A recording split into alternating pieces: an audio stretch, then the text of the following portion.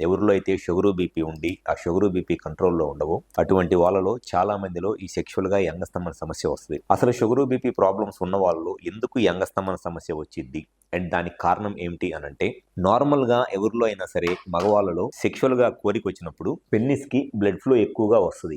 నార్మల్గా ఎవరిలో అయితే ఈ సెక్షువల్గా కోరికలు వచ్చి సెక్స్ చేద్దాం అనుకున్నప్పుడు పెన్నిస్ లోపల ఈ రెండు కార్పోరా క్యావర్నోసా అనే రెండు సిలిండర్స్ లాంటివి ఉంటాయి అన్నమాట. సెక్స్ చేద్దాము అనుకుంటున్నప్పుడు సెక్షువల్ కోరికలు వచ్చినప్పుడు పెన్నిస్ లోకి ఈ రెండు సిలిండర్స్ లోకి బ్లడ్ ఫ్లో ఎక్కువ వచ్చింది. ఈ బ్లడ్ ఎక్కువ రావటం వల్ల దీంట్లో ఉన్న మజిల్ స్ట్రెచ్ అయ్యిద్ది అనమాట. మజిల్ సాగిద్ది, ఎలాస్టిసిటీ వల్ల మజిల్ సాగిద్ది. ఆ మజిల్ స్ట్రెచ్ అవటం వల్ల పెన్నిస్ పెద్దగా అయింది, ప్లస్ స్ట్రాంగ్ అయింది. అది నార్మల్ ఎరెక్షన్.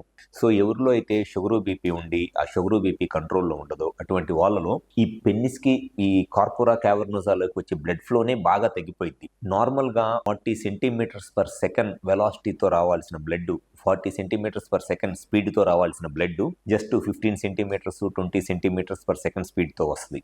అది ఫస్ట్ రీజన్ ఎరెక్షన్ రాకపోవటానికి. సెకండ్ రీజన్ వచ్చేసి ఇక్కడ ఉన్న మజిల్ బాగా హార్డ్ అయిపోయింది అనమాట, గట్టిగా అయిపోయింది మజిల్. సో ఆ మజిల్ గట్టిగా అయిపోవటం వల్ల ప్లస్ వచ్చే బ్లడ్ కూడా తగ్గిపోవటం వల్ల వాళ్ళకి పెన్నిస్ జస్ట్ ఉన్నదానికన్నా కొంత సైజ్ పెరిగిద్ది. జస్ట్ సెక్షువల్గా కలుద్దాం అనుకున్నప్పుడు పెన్నిస్ సైజ్ పెరిగిద్దిలే కానీ గట్టి పడదు. ఇన్సర్ట్ చేయడానికి ట్రై చేస్తుంటే బెండ్ అయిపోతూ ఉంటుంది.